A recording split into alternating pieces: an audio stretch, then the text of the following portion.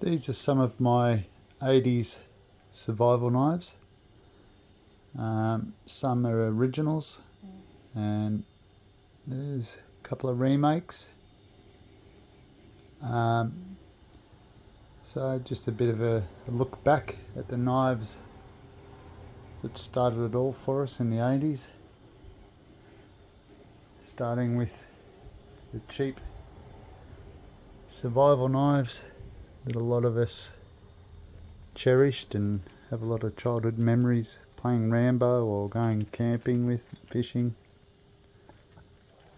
I had a few of these over the years, all back in the 80's, with black handles, camo handles, black sheaths, camo sheaths, metal handles, plastic handles. This one still has a compass, but it doesn't work. It's lost the fluid. Still have the survival kits inside these two. This one is a bit more rare. You can see it says Rambo there. And the blade shape with the teeth is a lot more like the originals. Very cool knife. Then we have the Ramstar, which is a copy off the Buck 184. Someday I might get a original Buck, but for now I was happy just with this one. Very heavy in the handle and the cap, but a very cool knife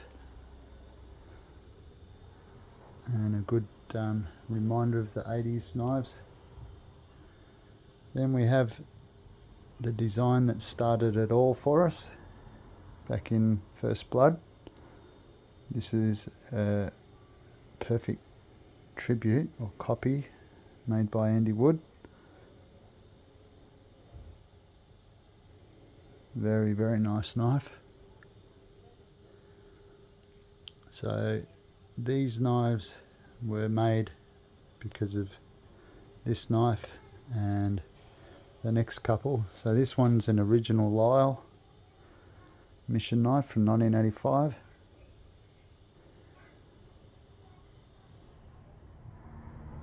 Very lucky to have it. Still in pretty good condition.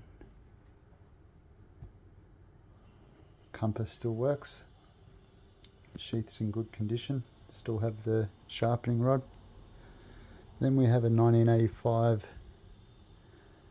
Crane LS1.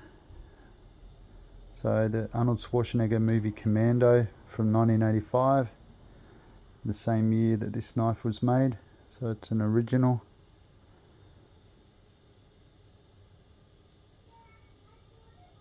Awesome knife. Very lucky to have that one as well. Then moving forward to 1986, we have the LS2, which is the LS1's little brother. Very cool little knife. Well, it's a fairly big knife, but compared to the LS1, it's a bit more little. And then moving on to Rambo 3 in 1988, we have the rescue knife. The original was by Gil Hibben, and since then Hibben and Vaughan Neely still make them.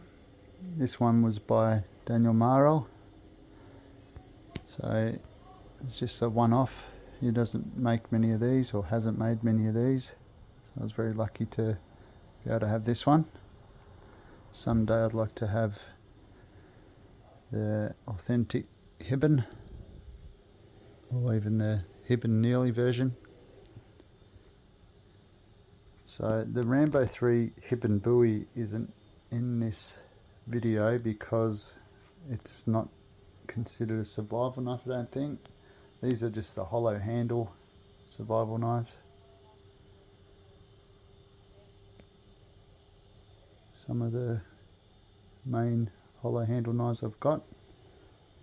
I've got other First Blood knives and other mission knives, and a few others as well, but these are the main ones.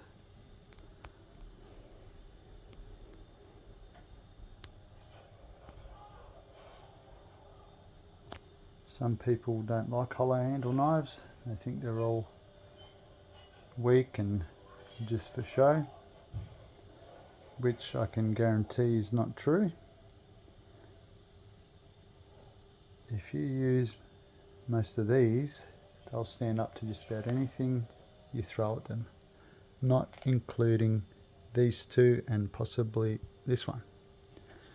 But these knives here, you'd have to do a ridiculous amount of abuse